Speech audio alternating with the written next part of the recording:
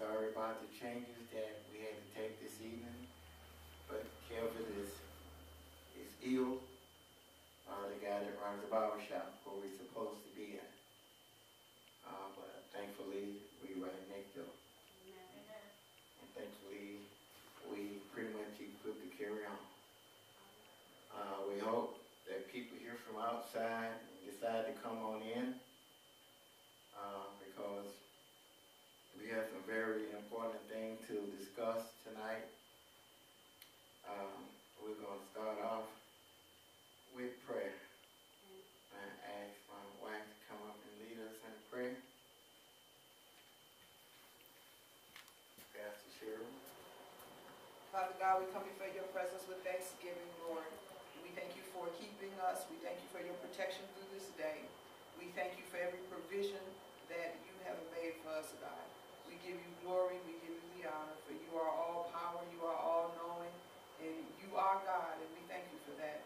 Father, we ask that you would come in the midst of this forum at this time, Lord God. We ask you that you would give us knowledge, and not just any knowledge, but the knowledge of God, Lord. For we know that you are able to do all things, and we know that there is no failure in you. And we just invite you in right now, Lord God, to come in and to minister unto us, Father, as we come in and discuss these troubling things of this land. And help us as your children to know what part we play, Lord God, and what it is that you would have us to do. In your name we give praise, glory, and honor. Amen. Amen. All right. How many of you have electronic devices? How many of you can use Facebook on your phone? 9 at a time. Okay, I want you to use your electronic devices while we're in this thing, and so you can spread the word what we're doing. That makes sense to you? Yeah. So we got electronic devices, so we're going to use them. We're going to briefly, I'm going to ask a question. If you have a question, you can do so. If you ain't got a big mouth, here the microphone is. Please come to the microphone and feel free to grab it and speak or ask a question. But we're going to start here. And I want to ask you a question first.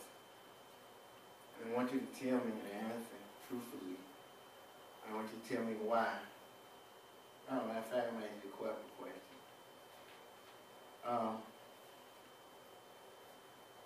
Are you tired of things being the way they are? You know, like all this shooting, murder, mayhem. You know, and I ain't talking about just the police shooting. We killing up more of one another than the police is. Yes. You know, and so I'm considering all of that. So I want you to answer one by one. What's your answer and why? Don't be afraid.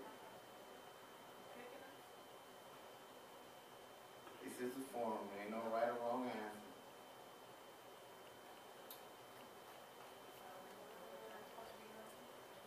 You speak loud and come to the microphone, either one you want.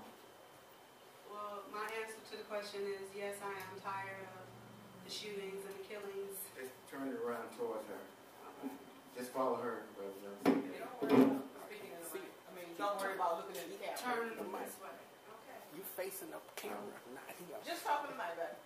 Don't even worry about him. Okay. Yes is my answer. Yes, I'm tired of the shootings. I'm tired of the killings. I'm tired of the danger in the neighborhood. I'm tired of people feeling like it's okay to do. I'm tired of them feeling like it's necessary to do. I'm tired of it being around us because I know it doesn't have to be.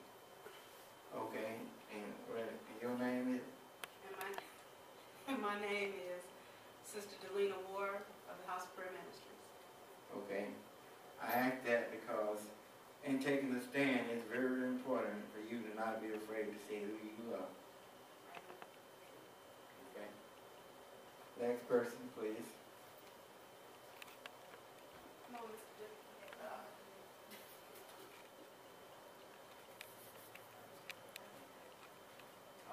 is Dr. John Dew Jr. I'm professor and teacher in the Cleveland Public School Systems. Yes, I'm sick and tired of the negativity. I'm tired of the lack of respect, no moral values, because there's no morals. That's why these kids are hurting and killing each other. They think it's the greatest thing. Negative impact, lack of a male role model, lack of a good home, lack of God in their lives. And I'm tired of it. And I'm here to try to do something about it. Thank you. Next person, turn the volume up a little bit on that one.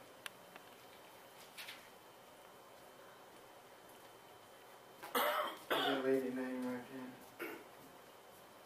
I'm Sister Stephanie Armstrong, and my answer is yes. I am tired of the violence and the killing and the shooting. Tired of feeling like one out of a million of people that seem to be tired of it. It seems like nobody else is responding to it by way of taking care of their own household, or their own children, or the people that are around them, and saying no to what they're doing and telling them to stop. It seems like everybody's just peeking through their window and just going on their way because they're used to it, they're desensitized to it, and they don't seem to want to do anything about it. And it happens on my street almost every other day as far as shooting. I might wake up the next day and hear on the news that someone on my street, down the street, around the corner from me has gotten shot and killed. And I don't know, other than to pray, which is something that I do constantly, and intercede for my street and my neighborhood, and talk to people about it, and the young people that I see, and calling the police if you hear something. And so many people get so used to hearing it, it's like, why bother? Because even when you call them, you don't necessarily hear them come. You hear them come to give tickets, but when they're shooting and other things going on, you don't hear them necessarily respond, or they respond so long after whatever was going on has already happened and ceased at that point. And I'm tired of that too. All right, thank you.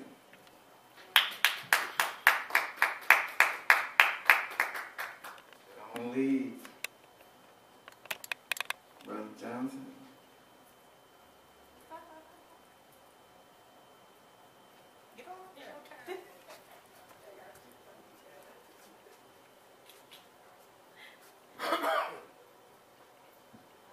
And we thank Brother Johnson for operating the video for us tonight. Thank you. Can we give him a hand? Because I sure can't be over there and over here too. My name is James Johnson. To say I'm tired of the killing is an understatement. It's been going on all my life. It seems like it's done escalated from inner city to out to the suburbs. It just don't spread. It don't seem like there's no end to it. There's always something, there's always an excuse. It's like you start a new year, you start over the count, and the counts just keep getting higher and higher each year. And you just don't know what to say. Going to church, they pray, and the police are shooting, and if the cops say stop, halt, you don't keep running. You don't expect not to get shot or something. Not doing what the police say is tantamount to something bad happened to you. Yeah, most cases. But there are a lot of different sides to the issue. I understand that. Everybody has their opinion. And I don't know. There's so many sides to it. There's not a right and wrong answer to the issue, because everybody's opinion is different. So I don't know what to say. But at least as a start, you're doing something. To sit here and just twiddle your thumbs and not, at least you're trying, making the effort. So I have to commend you for that. Thank you, Brother Johnson.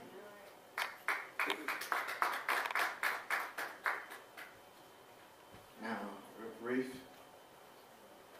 you have something to say here? Oh, I thought you, yeah, I do. My name is Pastor Cheryl Thompson. Yes, I'm sick of it. I'm tired of it. However, it's almost like there's not actually crimes being done. People are concerned, like you were saying, about the police doing this and doing that. But actually, after a while, it's like the police ain't doing it. It's the people that do it. Because if we took care, like everybody have said, of our home and our situation and our people, the police wouldn't have to do that. That's right. Because we would have that under control. Then there would be some injustices then. When the police would step in and do something, it would be looked at as an injustice. But at this point, with so many people killing each other and we killing each other off like flies, what the police doing almost don't seem like an injustice. It seemed like that would be the next phase of it. Because too, like we said, there's so many sides, and I know we don't want to go this far, but there's so many sides to it, and we have to understand these cops are scared too. That's right. You know, so I know we want to think of them as some kind of Superman, but they're not. They're just regular people who put on the uniform, who trying to do something about it, and they scared. So, you know, it's almost like we doing an injustice to our own selves, more so than they doing us an injustice. And that's why so many of our children are getting shot down by them, because they're afraid of them and because you haven't done anything with your child. Amen. So that's what happens. I mean, that's just the flip of the coin. That's what happens. When you can't run them, when you can't do nothing with them, when you can't control them, when you can't tell them what to do, when you can't make them an upstanding citizen for whatever reason, nobody else is going to either. They're going to treat them the way they act. And unfortunately, they acting criminal. So that's my thought. Thank you.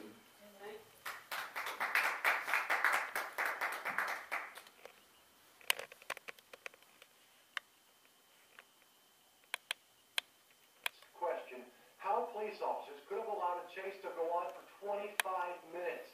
They question why 13 officers fired their guns and why they fired 137 rounds into a car where no weapon was found. All day long. Oh, and I'm thinking, you know, why did this happen? But we will find out why. We will find out why. I promise you, we will find out why. The chase started when a Cleveland police officer reported someone fired a gun outside police headquarters downtown. The chase ended in the parking lot of Heritage Middle School in East Cleveland when a man and woman's car crashed into a Cleveland police car. How that led to 137 shots being fired by Cleveland police officers, including bullets into their own police cars, isn't known. Both cars have been towed and they will be processed. Okay, I want to stop right there.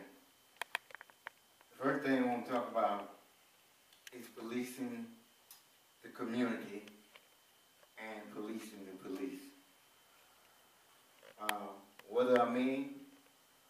Policing the community starts with an individual person having some morals about themselves, having a standard for themselves, having morals and standards about where they live at, and having a sense of belonging, having a sense of security. We've been told so long that we don't belong,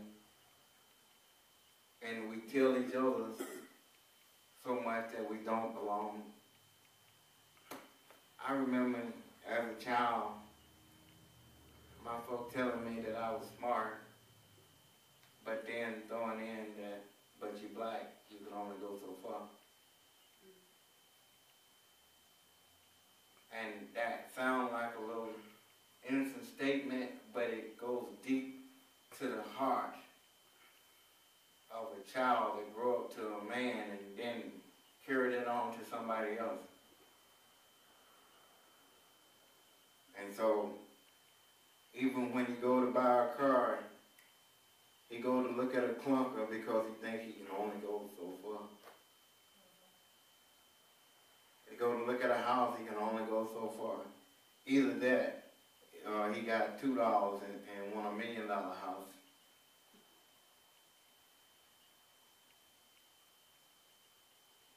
Policing is checking things and not taking what folks say or teach you or write at face value, but investigating it to find out for yourself. Sometimes investigating is trying it. And if it don't work, I can just keep on doing it. I don't care if it's in church or it's in school. If it ain't working, it's foolish to keep doing it. You know, if you've been doing it 5 years, if it don't work, if you're doing 10 years, it don't work. It don't take nothing that long to work. That's just telling you that it don't work. And so you need to do something else to make something work. And so that is policing ourselves and policing our community. If a man take care of his car, for instance, he don't want nobody hitting it, he don't want nobody opening no doors on it, he don't want nobody eating in it, and if you do, he wants you to take your junk with you when you get out. Okay? He don't want to be involved in no crime with it.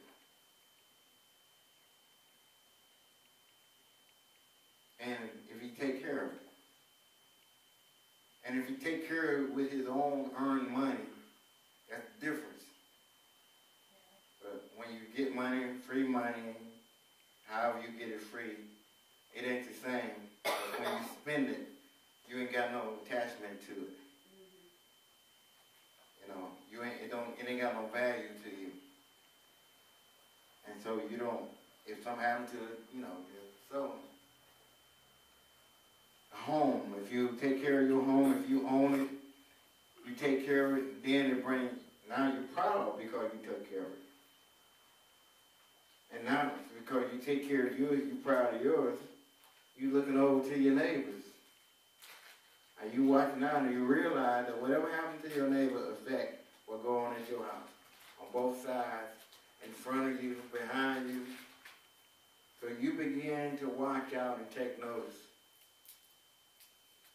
Your neighbor's child fall down on the ground, you right there to catch him. You saw him, and you right there. And that's like a positive disease, if you will, that it is catching.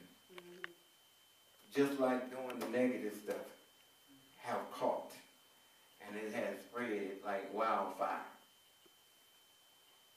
So, how do,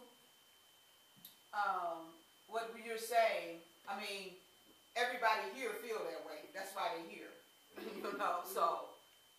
But how do, I guess my dilemma with this, how do you get this message to the people who need to hear this message? You know, but they ain't gonna really get on YouTube to listen to it because you ain't, you know, talking about kill the police and all of that, so they really ain't gonna want to listen to it. Well, because, for instance, I started off by asking everybody here who had electronic device. You should start right there. If you use them, it might be on, you might have on one Facebook friend that look at yours and another one, but the more you do it, the more it will happen. But if you give up and stop trying, then it don't. If you don't use what resources that you do have to make a difference. Now we use all these resources. I see people flip their phone out and their video on some stupid so quick. And in 15 minutes, they got 100 people that put messages on it. It's viral. Mm-hmm. But if you put on there, clean your yard up and you might get an award, you know, ain't nobody gonna even like it. You know, or you put on that, go to the school and see what they're doing with your kids. Ain't nobody gonna like that. They gonna like it when you say, such and such a mama went up to the school to jump on the teacher. Yeah. Now you got another 1,000 hits. And you got people. And you got a lot of our activist groups, as my wife say, they're agitators. Instead of trying to soothe the problem or really bring some understanding and resolve the situation, it's like pump somebody up, like an instigator. You know, like get people riled up to fight and cause a ruckus. What you got? You got some more folks in jail. Yep. Some more folks dead. You know, and we don't realize that. We jump on that. We're conditioned to foolishness. You know, and because we who are claiming that we are not, we participate in that. We say that and we say we tired, but almost every time we have opportunity to make a positive difference, well, look around you. I mean, you see, it's just you here. Now, more than 1,000 people got the message. I mean, it's been on YouTube, it's been on Facebook, it's been on Twitter, it's been on radio. And it's been people that called and said they were coming. Been people said they want to do this. But if I said we're going to have a candlelight vigil out here tonight, I'm sure I have 1,000 people out here. I can say that we're going to meet here tonight so we can be at the Justice Center, you know, so that we can tell them what we want them to do. You know, we'll be there. Because that's what we're conditioned to. Basically, we're conditioned to acting food. And we're conditioned to something that may have used to work, but don't work anymore. I honor Dr. Martin Luther King for his marches. I honor Malcolm X for his causes. And I do believe they did some good for that time. But I believe for this time, we have different kind of battle. Because the battle have escalated. I'm an ex-military man. Our weapons had to keep progressing because the enemy weapon keep progressing. Our knowledge had to keep progressing. Our energy level had to keep progressing. You know. And we are at that state right now. We're stuck when we need to be progressing. What we call progressing is moving over here saying we progress, but not having really progressed. We're still in the same spot saying that we progress. You know, we still saying we shall overcome. We ought not be still saying that. We ought to be at a place that we have overcome now. And truly we have. But we have to start behaving like that. And just like in the military, I'm from Black Ops. It only take a few to make the difference. Take a few that's true to the cause. A few true fighters. And when I mean fighters, I don't mean physical fight, you know, but if it comes down to it. Today, we're in a paper fight. Now, you drive down the street and you flying, and they pull you over, they're going to give you a ticket. You don't pull over, you won't possibly get this. Okay, so the way this works,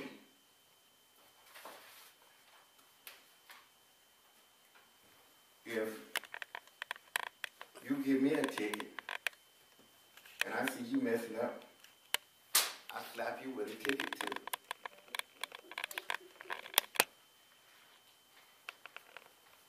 ticket is used through the court system.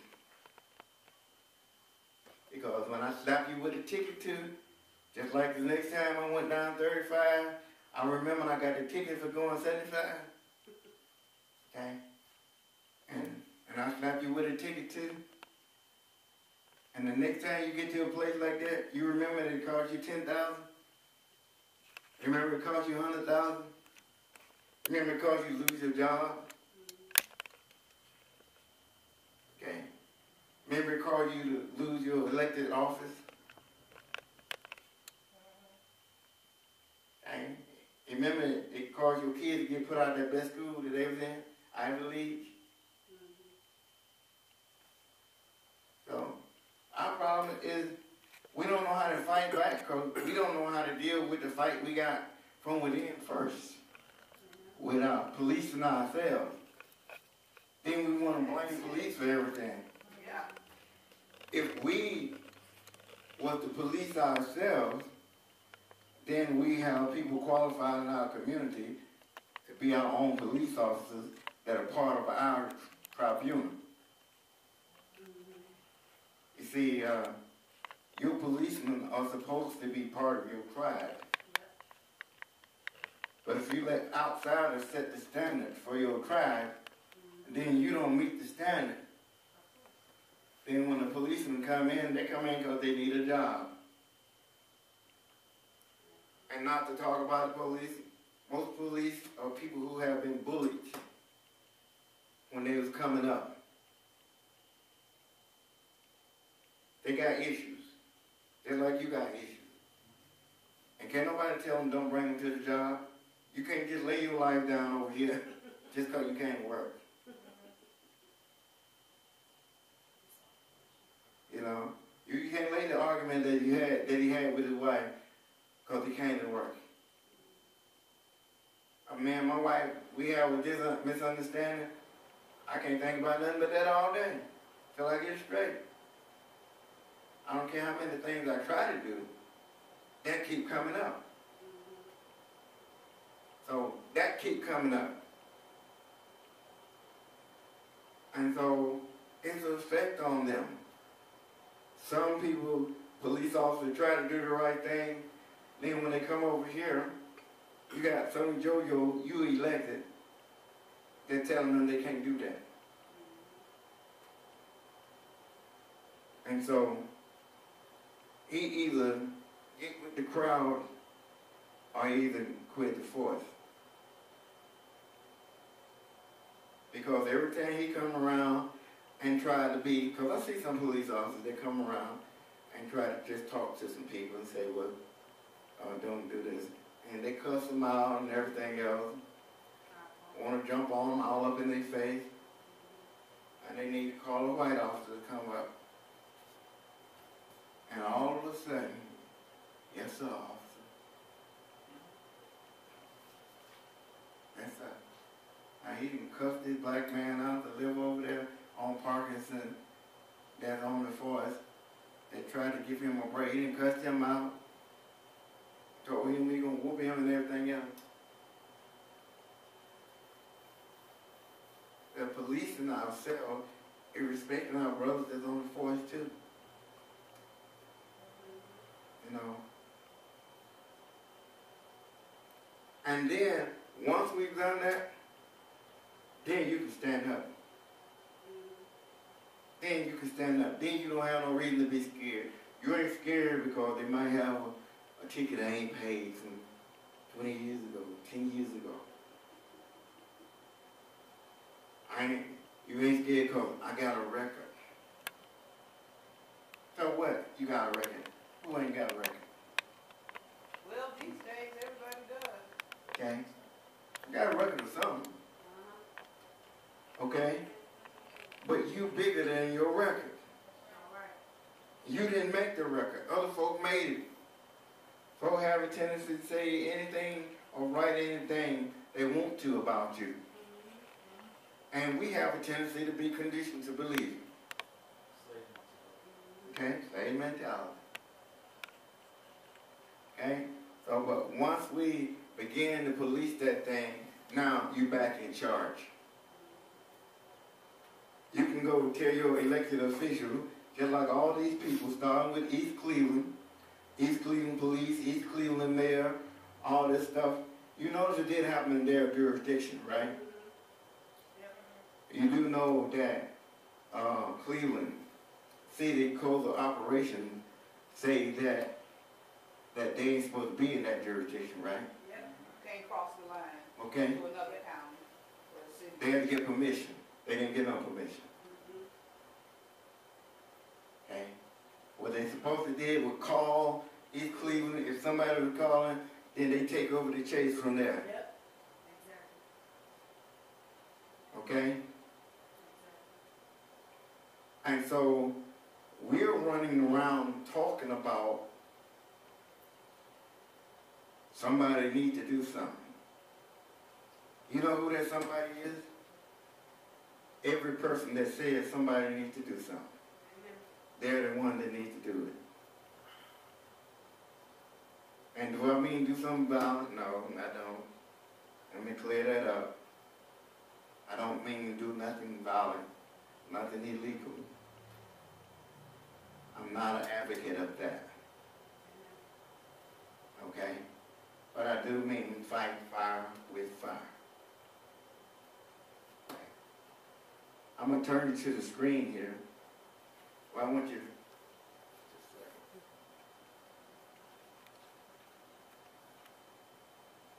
You gotta turn the TV on. Okay. Okay. I was talking too long.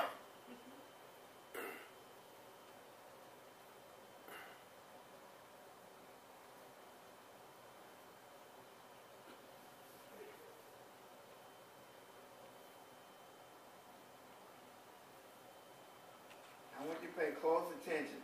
No gun and no bullet casings were found in the man and woman's car. No bullet casings were found when the chase began downtown.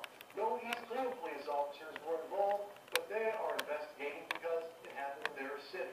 And now, Chief McGrath is calling in federal investigators.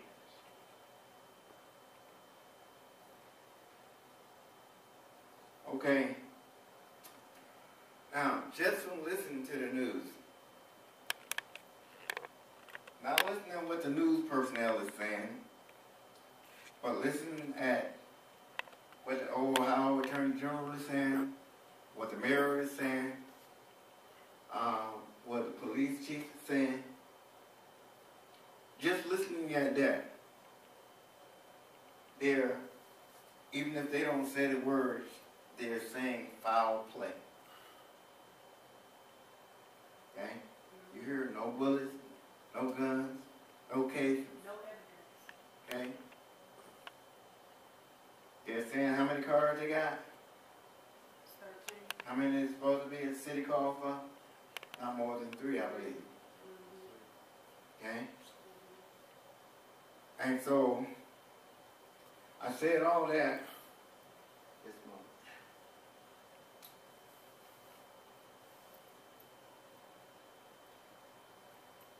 I said all that to go here.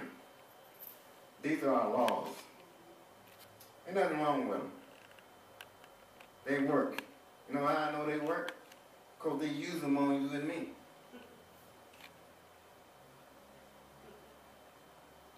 And you know how else I know they work? Because I've used them on them.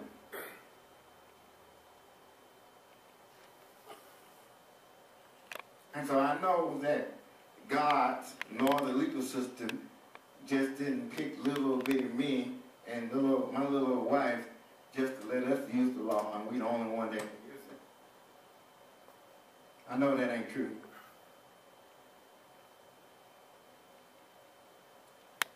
And so, can y'all see that? Okay, just read off what you, far as you can see. What's the website? Huh? What's the website? Oh, the website is http://codes.ohio.gov/ORC/29. Those are the crimes and procedures. I have a suggestion. Let's vote on this up.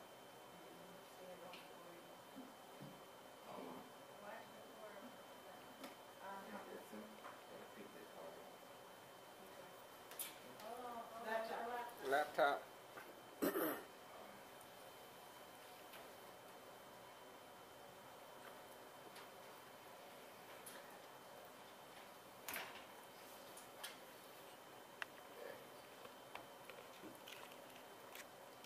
All right, can everybody see it now? Okay.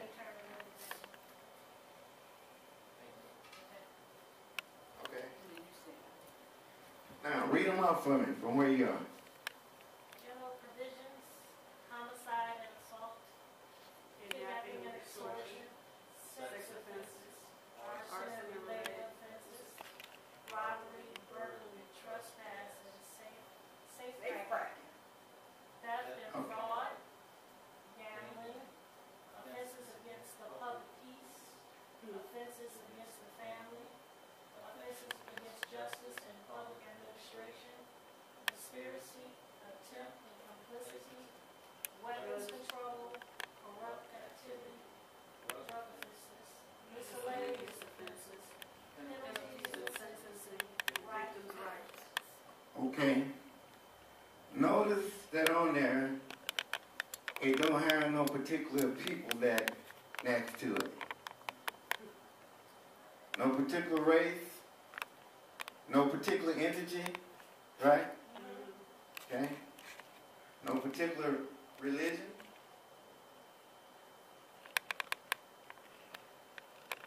Okay. No, you can't read that one, but it's talking about, I'm going to tell you what it's talking about. It's talking about these are general provisions provided for force, which means violence, compulsion, or constraint physically exerted by any means upon or against another person or thing. Okay? Now, it says, by any other person, not by, just by police. No, police are not excluded, lawyers not excluded, the president not excluded, the mayor not excluded, the police commander not excluded. There is no law that provides for them sanction for breaking these laws. Okay? If you thought that, I want you to research it for yourself. There is no law that provides sanction. Now they have this unwritten mess that they made up. That's why it ain't written, that they got sanctioned. But they don't. Y'all heard of that before? That they got sanctioned? Okay?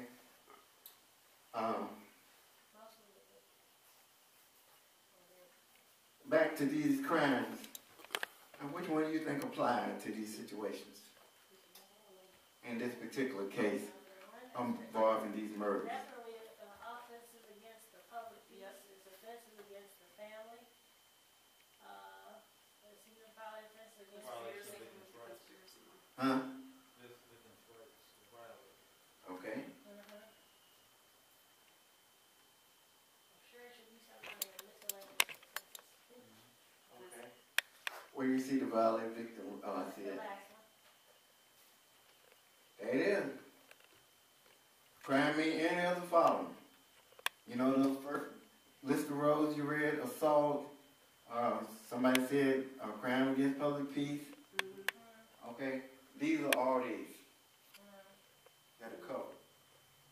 So, if I were to get arraigned today and go downtown, if they couldn't convict me, they couldn't just pin down one of these, they would charge me with each and every one of these. That's why you might have 31 counts. You did one thing, it's 31 count. If I can't get you for one, I'm going to get you for the other one. And I might end up getting you for all of them. Okay? So then, if I'm a police officer and you, the victim of the crime, then how would you use these to give me a ticket?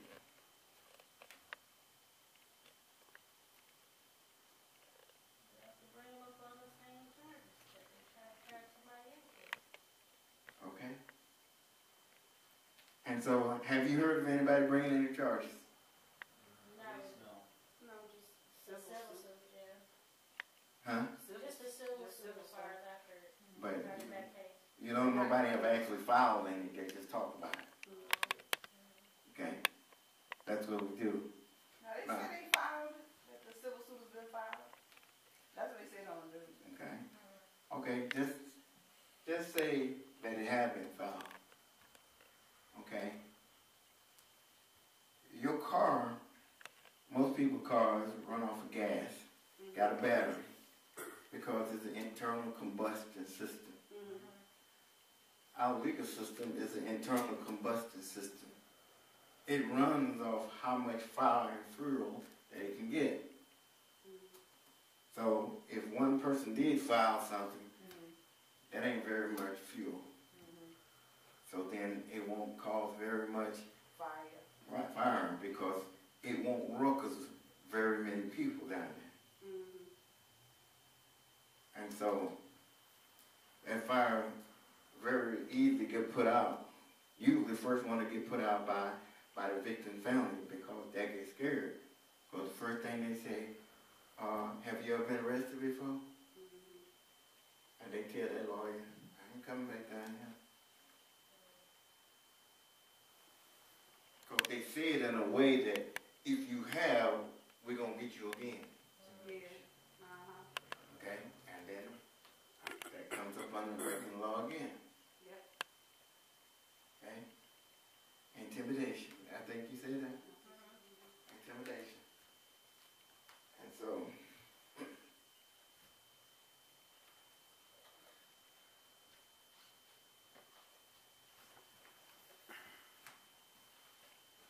all this stuff here, now you come down with some more. All this stuff that happened incite violence. Now, unfortunately, just like they incite violence, most of our activist groups do the same.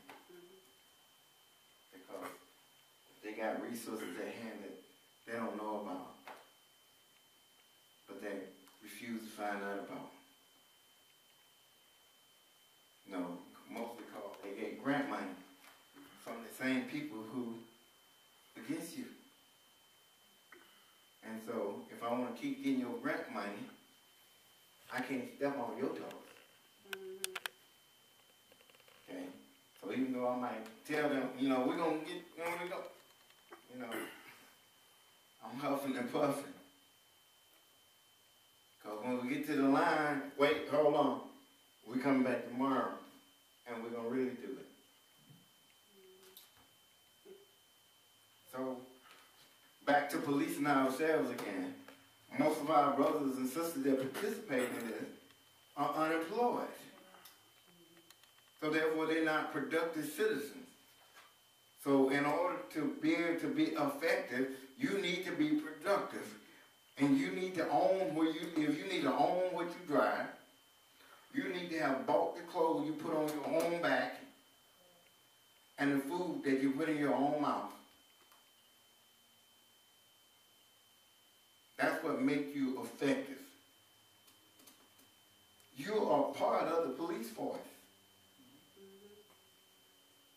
But if you don't act like it, then you can't be.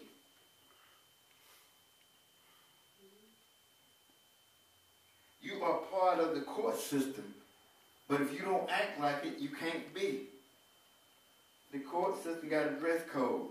They won't never tell nobody.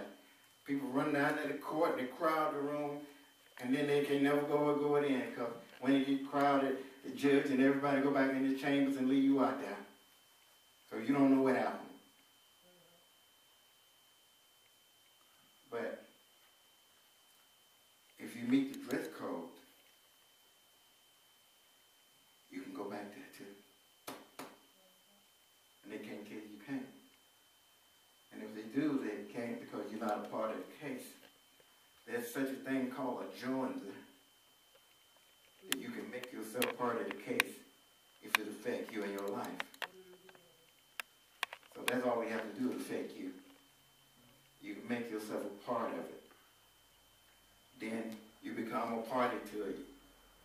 become a countersuit. You can countersuit both parties.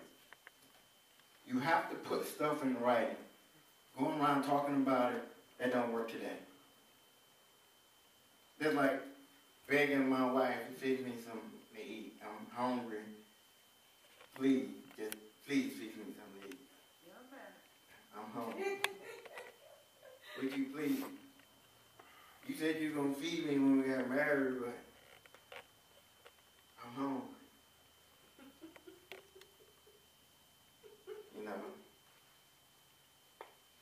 I was standing at the kitchen, I'm hungry, I'm hungry, I'm hungry. That's equivalent to what we do today. We say, do something, do something, do something, do something. They looking at you like you're a fool. Because you're the one that's supposed to be doing it.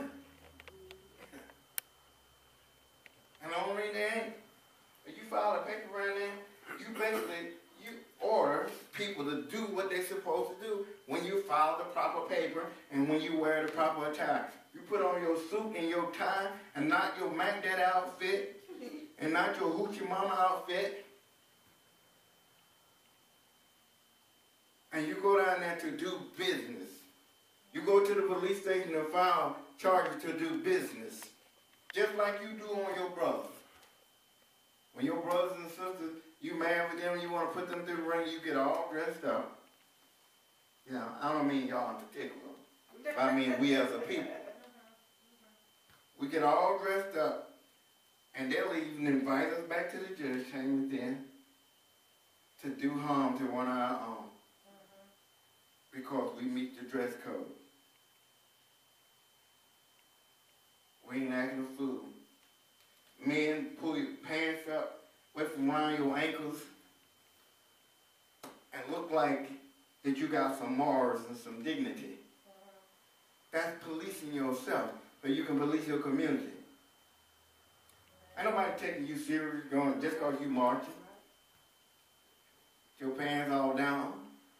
Ain't nobody taking you serious, you know, just because you in the activist club or you got a membership with NAACP, or membership with the powerhouse, you know, and you ain't got no job. You know, you don't own nothing. You on the street or you living with your woman. You know, or the woman living with some fool man and leaving her children to the side. That's the stuff that we have to fix to empower us to fix these things like this. That's for sure. Anybody got an idea how many murders we've had since then that wasn't done by the police? Okay. I count almost every day. Almost every day.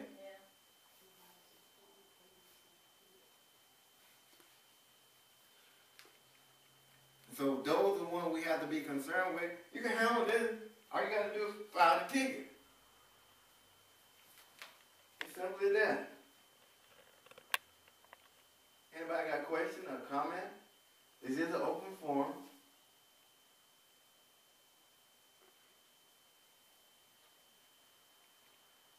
Well, I'll say one thing. The reason why we have a lot of decline, one, it took the black males out of the household, and it took her out of school. Say that again, please. It took the black males out of the household. It took her out of school.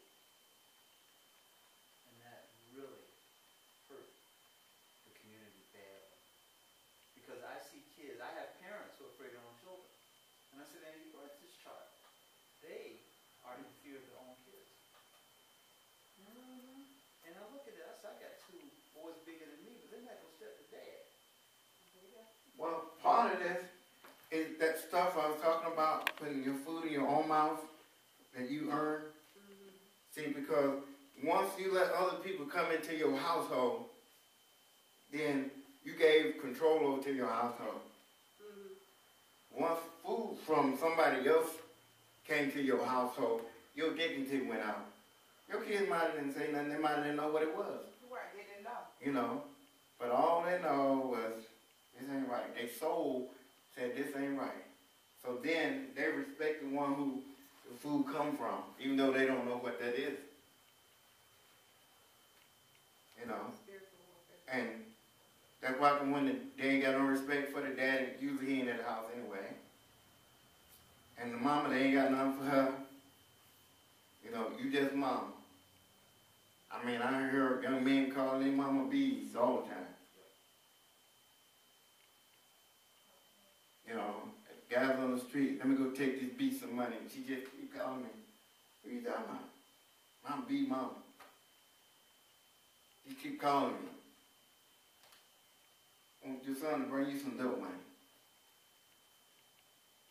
That's what I was going to say. You know, it goes back to, I think we both be standing up, we had something on film. You know, that's what it goes back to also. It's because it's just so much. I guess it's why I stutter and stumble, because I'll be thinking to say one thing, which then in my mind brings up something else. You know, it kind of just goes on and on. But that's one of those things. It's like when we came up, I mean, everything wasn't perfect. It was problems then. It was absentee fathers then and all of that same stuff. But why it didn't make such an impression, I believe, immediate impression, was because regardless of what went on, those parents, mothers, fathers, whatever was there, aunts, uncles, in some cases that helped raise kids, they kept a standard about themselves. Yeah. You know, if they had robbed a store and got some money, you're not bringing it here. It's as simple as that.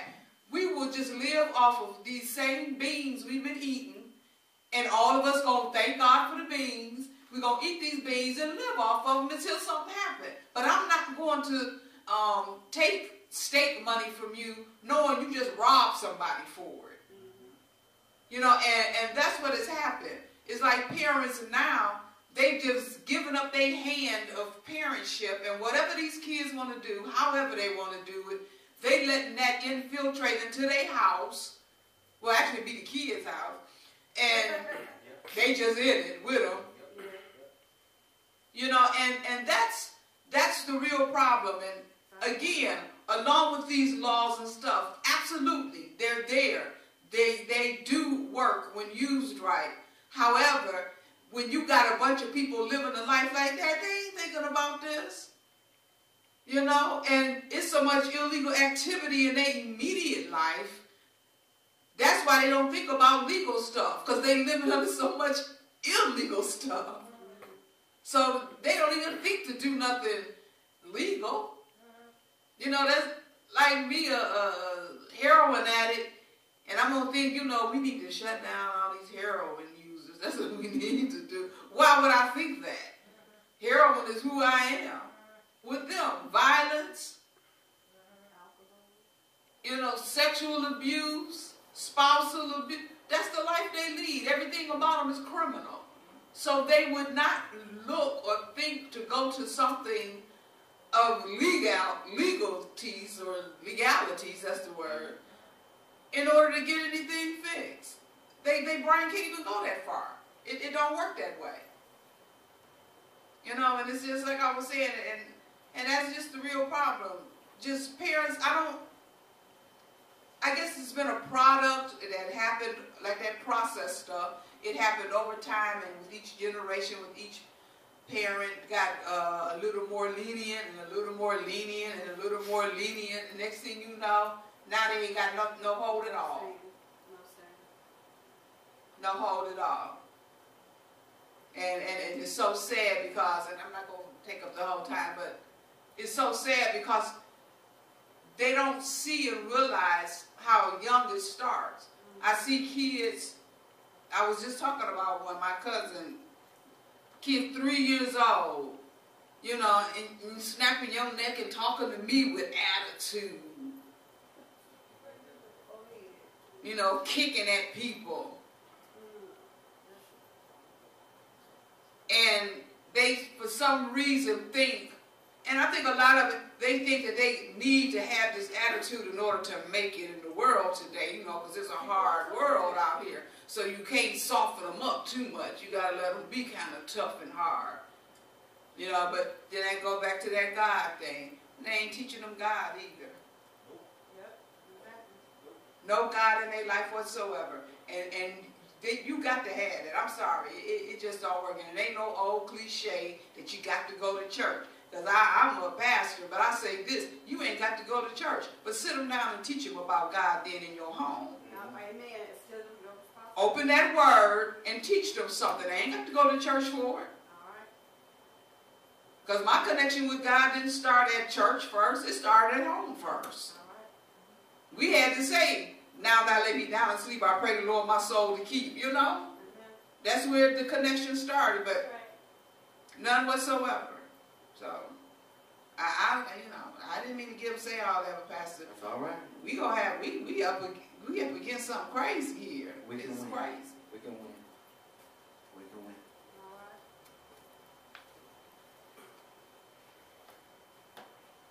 Hi. I just had to come back from behind the cameras because it touched on a lot of different points. And from my perspective, which is different from everybody else's, but I see part of it as cause and effect. Part of the cause and effect I see when a parent is teaching a little kid to do something that she wants him to do, and she'll say, I'm going to call a po-po if you don't do what I tell you to do. So this little kid is growing up 3-4 years old, that the po-po is going to come take him out the house. The po-po is going to come take his toys, because this is how the parent is raising the kid to put fear in him. And then when that kid gets 17, 18, and he's out with his friends and the cop's telling him to stop to do something, and he do something stupid, and the cop is like, what'd you do that for? I just told you to stop. And he don't understand, the cop is not understanding, why did you do that? It was stupid. But he doesn't know how that kid was raised in that household. Another situation I see is... excuse me just a minute. I want to inject that. That's because they're not from our tribunal. Okay. Because if they were from our tribe, they know how we raise in our community. You know, but again, we ain't keeping nobody qualified to be police in our tribe. Okay, I understand that. Another issue I see is we have something in the laws where if you get arrested, but then you can get it's not probation, you get bail. We have a situation where the cops catch you, but somebody in the family comes, takes you back out until it's time for your court date. But at some point, if the same person is getting this person out on bail, and they turn around and break the bail, at some point it's time for the system to say, you can't take this person out anymore. But it's not happening. As long as they can put up bail, I mean, if you couldn't keep this kid at 4, 5, 6-year-old when he become 18, you're not going. What judge can say that you're gonna put him out on bail and be responsible that he's not going to be out past 11 or 12 o'clock or 1 o'clock, whatever the bail sets. So it's up to the court system to look at the individuals that they're releasing them to say, you haven't shown where you was able to take this person, out of jail, where we trying to keep him away from the rest of the citizens and the corruption that he's causing, to say that you're able to do that and you're in your 80s, that you're going to be able to keep this kid off the streets until his court date. So it's up to the people, us, I mean, along with the issues that we have with the cop shooting, to say to the people also, you can't keep this kid, don't be taking him out on bail if you can't, respect what the courts set for that. Yeah, and if you control him, he wouldn't be in there to need bail. And understand also that in doing this, people put these officers' lives in danger. And so afraid. They people just like you. You know, somebody shooting at you, you got a gun, what you gonna do? If you think they finna shoot you, you know, the only difference here is they crossed the line. So they had a chance to not get shot. Yeah. And so, but they kept going and shot them people. If they thought they was about to get shot, like some of the police officers said, they was in fear for their life. Yeah. So when you got there to the line, you was home free. All you had to do is stop. Okay? And so that becomes negligent homicide at least. Yep. Okay? That becomes the cause for all this marching and stuff. You know, interfering with public peace and public trust. But understand that these officers didn't create this scenario by themselves. It's important that we understand that if we want to stop these kind of things from happening. Right. You know, we all have created this scenario. And it takes us all to undo it, to make it right. Now, we got here, this is, let me come up this second. Attorney General Mike DeWine. DeWine, what do you say? Okay? You wait first. Just take the impact. This is a public corruption, but there's another one on here just file a regular complaint, a formal complaint. And he do answer his complaints, because I've used it. And he sent me a formal letter back. You know, and give me formal updates on it. And I check, I don't just because he wrote me a letter, I don't be just believing the letter. I investigate to see if you're really doing what you're telling me you're doing.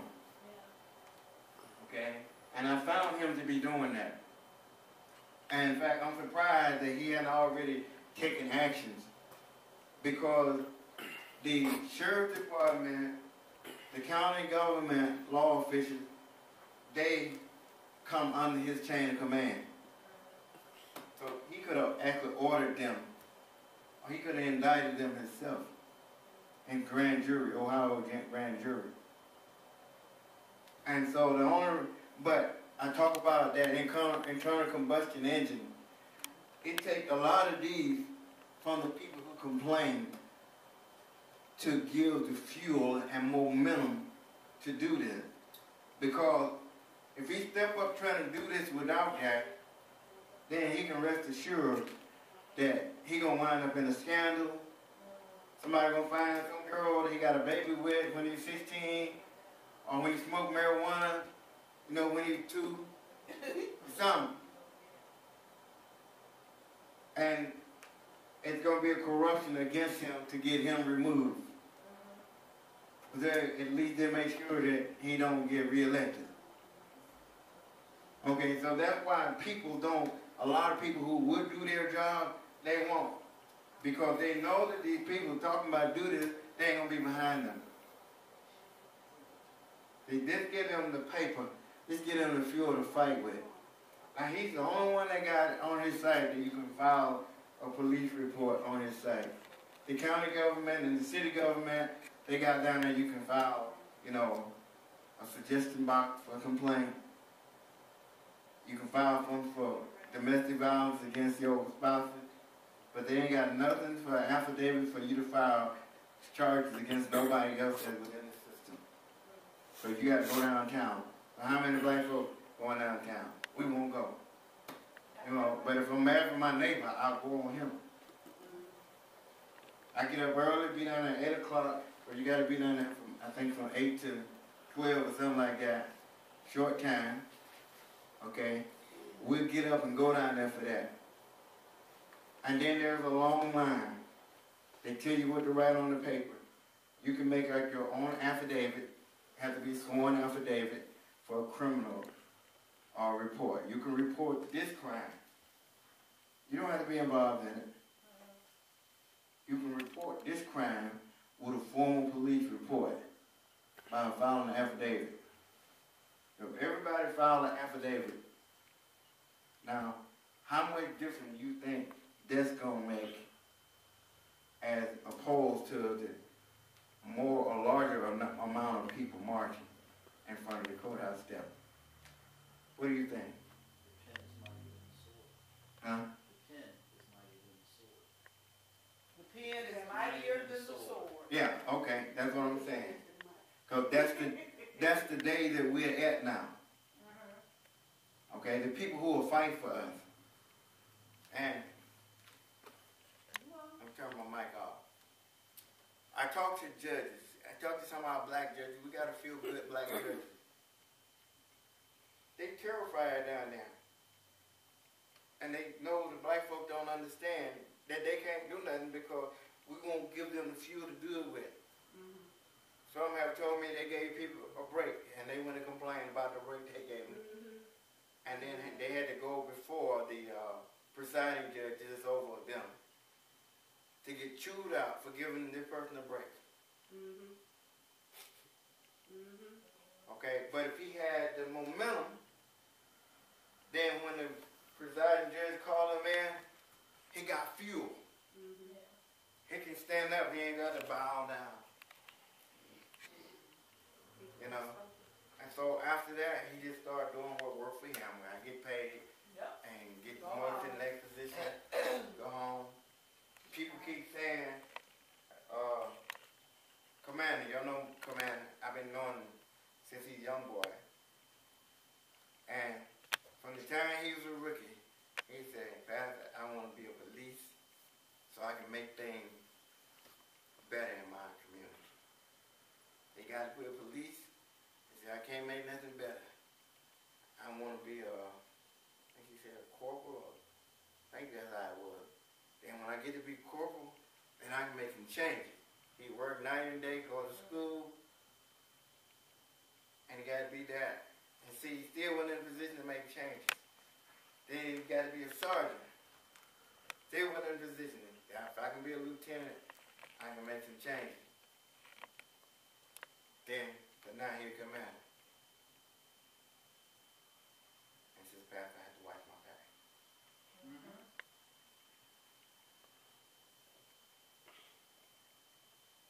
know. And so, we have to give him the momentum to do the thing that's right. Otherwise, he can just be a politician.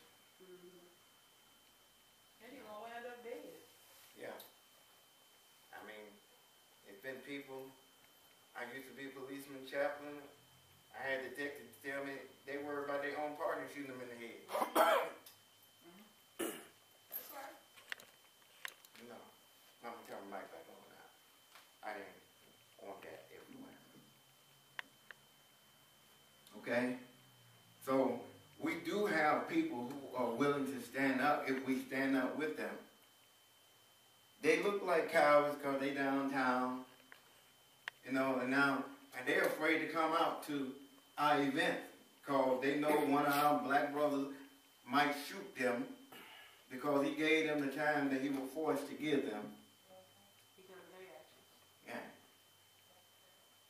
You know, when he would have given them a break, but he was forced because he didn't have the momentum. No.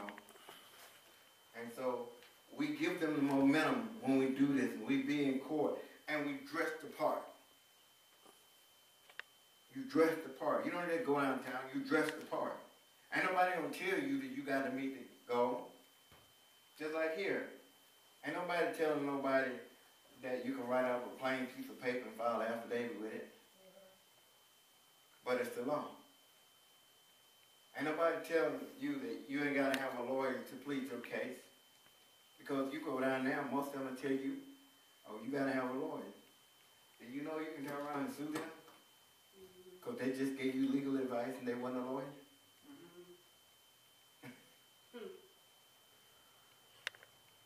Okay? But they'll tell you that you can come sue me giving you legal advice because I'm not a lawyer. The same one they tell you that. so when people get this information, I've been giving this information out to people for years. Nobody hardly do anything with it. But complain some more. And some people, when they come to me, I don't want to talk to them. I don't want you wasting up my time to get information that you ain't gonna do nothing with. Yeah. And why is that? Why? What? Why is you give them, they don't want to be involved? Why is that? They want to know these things. Or they want to have it to say that I know this. I know about this, and I know about that. Sometimes they say, well, me and Pastor did this. You know, cause the slave mentality. We're still conditioned to slavery because we are the gatekeeper now. We keep doing it to ourselves. And not only that, it's because it's, you know, with black people, it has been for a long time, black people are of the mind, they always want somebody to do it for them. You know, so even if they have the information, they still want somebody else to do it for them. Well. And when it comes time to, you know, getting it done, they don't like doing it themselves. They like it, they want somebody to do it for them. That's why they mostly always want a leader. That's right. So that they can have the leader to do the work. You know, that's what they see a leader as. They don't see a leader as a person to direct you on what to do. They see a leader as one to do the work. We gonna have it up, you know, we in it right now. You know, like you were saying, somebody need to do something. What they gonna do?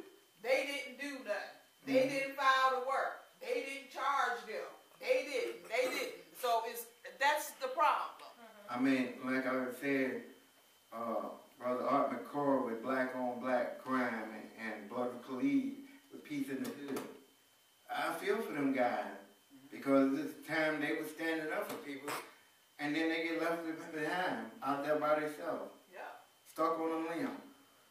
Going, sometimes getting arrested for trying to help somebody else and they ain't even there. That kind of stuff. That break a person's spirit. They just keep going and they just keep getting dogged, and the people, you the one dogged them because you don't want to put them out there on the front line and left them by themselves.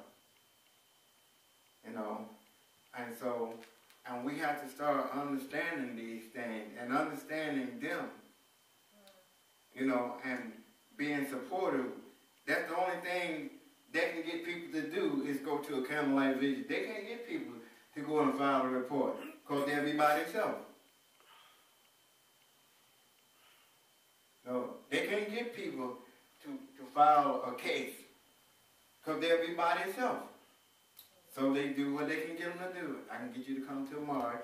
I can get you to come to a protest and act fool. I can get you to get a bullhorn and holler about what you want. I can get you to sing, "We Shall Overcome." You know, but I can't get you to overcome. We were saying why is it that the people don't? And it goes back to when I first met y'all and the first lesson y'all gave us.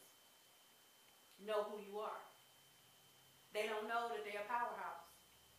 Their self-esteem is so shot that all they know is how you just make noise, be a slave. That's something that is very much reinforced in their lives over generations. And they don't know that they can say anything that will be of effect. But it is their responsibility to get to know it. And that's the other thing that they have to know too. And it comes from the few of us, like you said, that know it, to share it. That's your yard. You pick your trash up in your yard. But I can't say it to you if I don't do it in my own yard. You have to be able to see me doing it in my own yard, because then my life is my ministry, and my ministry is my life, and then I have validity, and you can see it. Yeah, when that lady do, she always keep her yard up. I gotta say that. So yeah, she right, you know, and I see some stuff starting to happen for her. She got some stuff growing over there in her yard now. But that's the only way it's going to change, because you ain't gonna have nobody having no back on what you saying either, because you just another mouth saying something to them. That's right. I mean, like today, we was on a radio station with Art McCoy in a roundtable discussion. And one of the things I noticed in that was people don't realize that people are in different places in their lives, and we spend too much time arguing about who know the most and who don't know and who should be the leader. The thing is you know what you know, and you know what you know, and you know what you know. Do it. And so if you start from where you at, and you start from where you at, and you start from where you at, and then we'll all make the puzzle come together. But if we keep arguing, all we do is just keep talking. We get some more talking, a couple more hours of wasted time. You know, what would I say? Well, in the 2 hours, we're going to fill out a petition. You know, like county corruption. How many of you been watching the county corruption? If you look on the Declaration of Independence that you got, it tells you that whenever one person in the government is corrupted, to replace the whole system of the government. And it says, who does it say the government is? We the people. It says we the people are the government, not the people in office. They are our employees, but they only your employees when you act like the executive. When you carry yourself like the executive.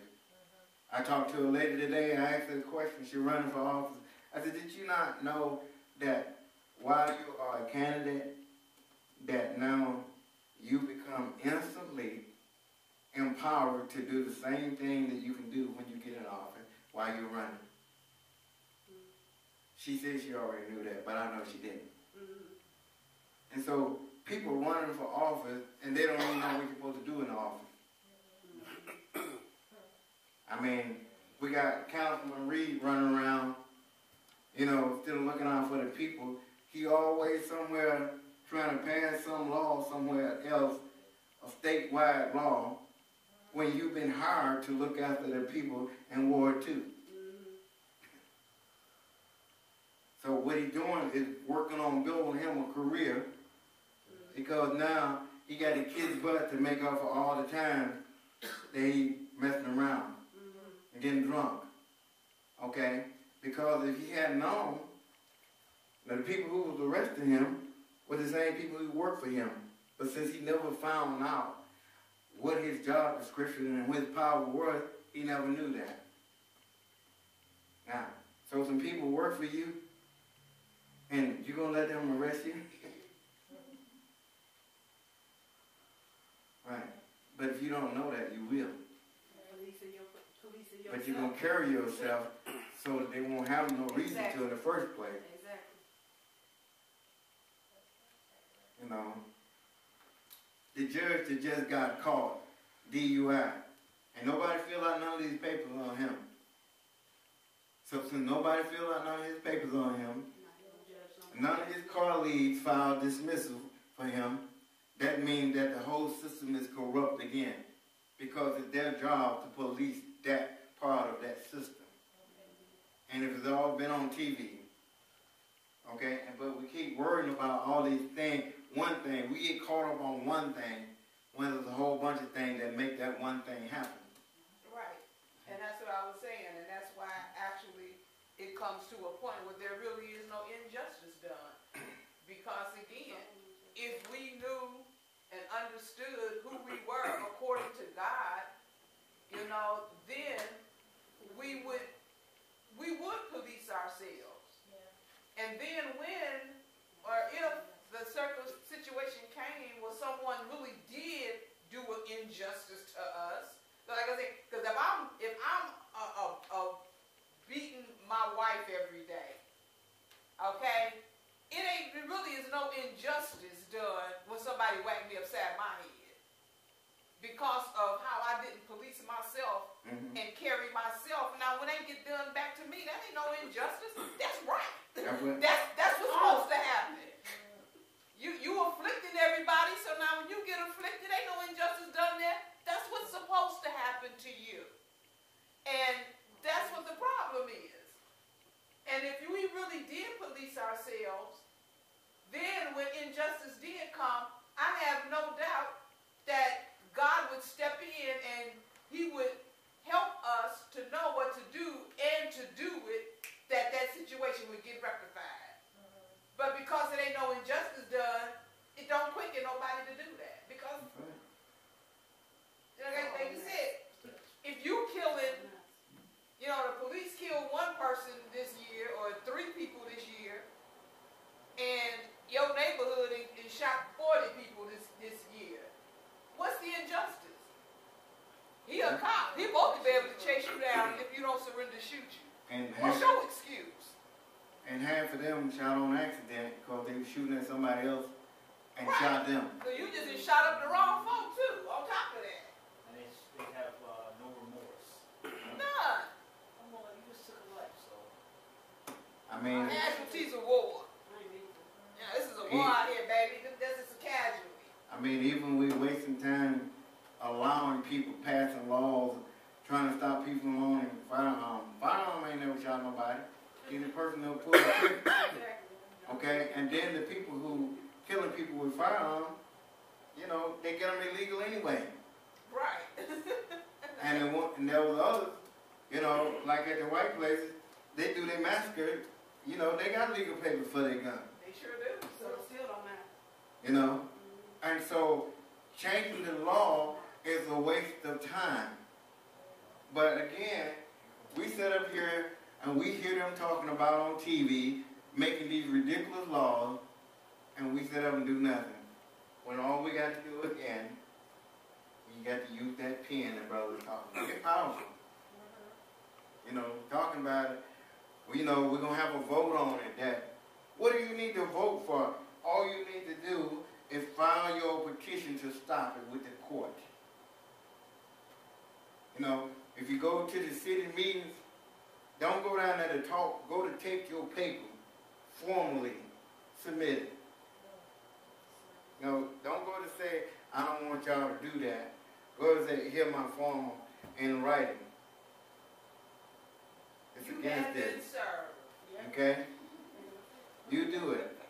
Now, the clincher is that all the people who claim to be poor, like all these people who are involved into this situation, they can file a civil suit for $10 because they consider to be poor.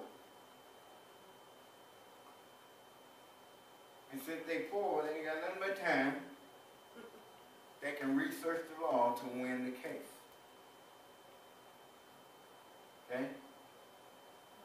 So, I'm going to just take, how many bullets did you say this was on here? 137. 137. This is 137. How many people it was? I mean, the people who did the shooting. How many was it? 13 cars. So that Okay. was like, it was 13 people that did the shooting. It was 50-something cars that chased them. 56. Okay, now, between a couple of the activist groups, what would you say, just a guess of the number of people that was in the crowds altogether? Just around now, just guess. What, the Caroline Digital there? County vigils, the protesting downtown. Just put a number to it. Just guess a number for all of them. She said about 2,000. About 2,000. Okay?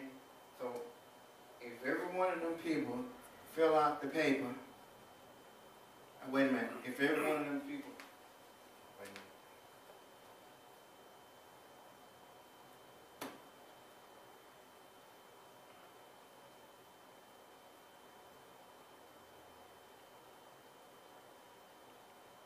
I'm about to finish up now.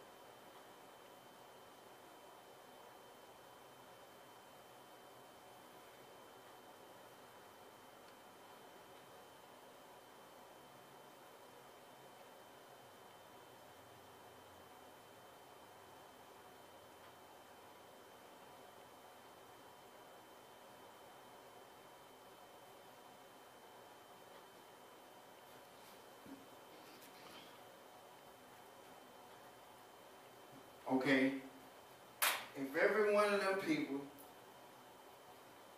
fill out a paper for this, and it's a lot under this. This ain't just one thing. It's got about 10 other violations that's up under there or more. Okay? We have to say it. Then, down here, you got gotta theft say and it. fraud. People here can't see that. We gotta say it because people can't see that on the. Okay, that's okay. Okay. Then there's offense against public peace. There's offense against the family. Okay, and there's victim rights. Okay, now just take that's about 10. Multiply them times 2,000. Okay, and now you take the same thing and you go over to the criminal court. And so you multiply that 2,000 times 10 is what? 20,000. 20,000. So now you're going over to the criminal court and civil court. And so now you're going to multiply that 20,000 by 2. What you got? 40,000. Okay. So now you got 40,000 paper bullets as opposed to 137. Okay. And you got 40,000 paper bullets targeted each 40,000 each targeted at anybody who remotely involved in this, who was in a position to do something about it and didn't do it. Okay? You just took out all your opponents with a piece of paper. With paper. Now, the Attorney General have already made the case. Oh, he did the investigation? Right. Yeah. All you had to do is get all his paperwork. Okay? The chief of police have already made the case. Because he already acknowledged on public TV, okay, that protocol was broken. Okay? The mayor have already acknowledged that. These police officers have already, what's that word when they lie on the oath? They already perjured themselves because they on here saying, I was fearful for my life. You should stay on that side of the While they chasing somebody. Okay? So their background, some of their backgrounds are suspect as well. Right. A lot of them have been up on corruption charge, excessive force. Right. And the one Domestic that violence. Okay, so the case is made. The case is made. All you got to do is put the paper, you know, not the mouth, the paper. You know, and then you can clean up things. Now, since you did that, then the next bunch, they think about what happened to this bunch. Okay, now we got a call, somebody was following the car.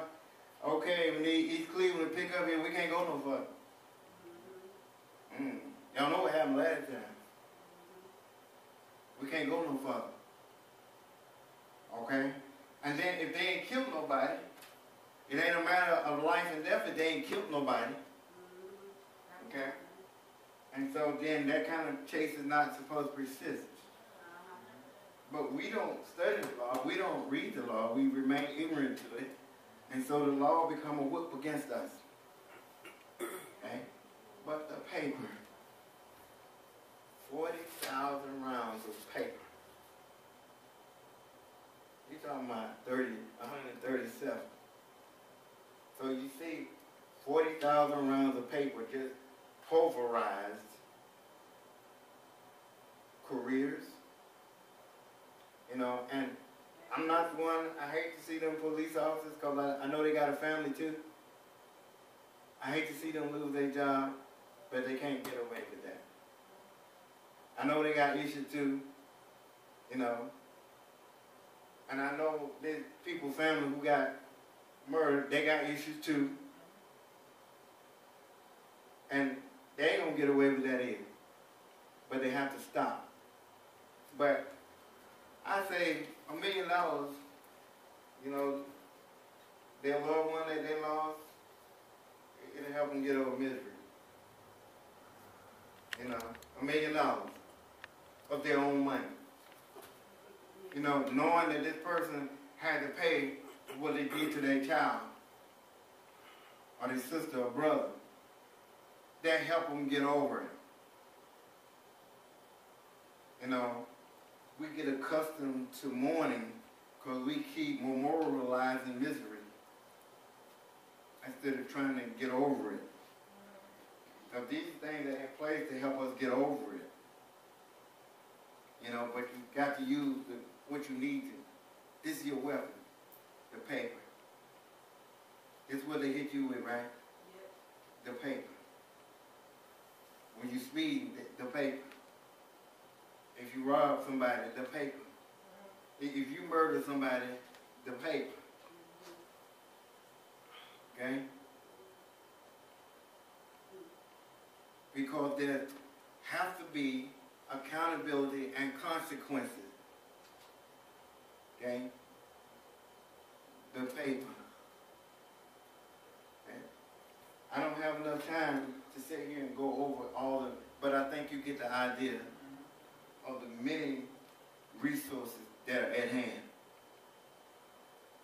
Now, this website changes. It's here today. It might be somewhere else tomorrow. But we track it, so we find it. Okay, and when we find it, we share it. And if we share it with somebody who run their mouth, we don't share it with them no more. That's all I got. Anybody got a question or comment before I close? This has been our open forum presented by the Powerhouse and the Ultimate Advocate talk show, and you or the other bit.